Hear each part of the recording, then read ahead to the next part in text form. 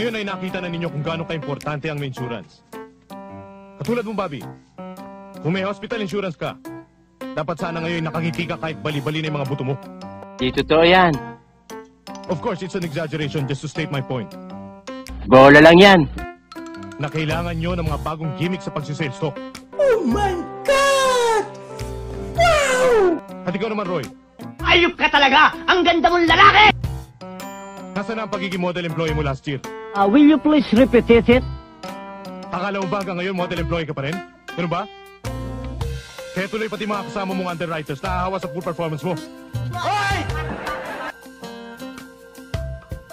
At alam na ninyo kung patuloy na babagsak ang inyong performance. Kung patuloy na babagsak ang monthly sales. Sino ba babagsak?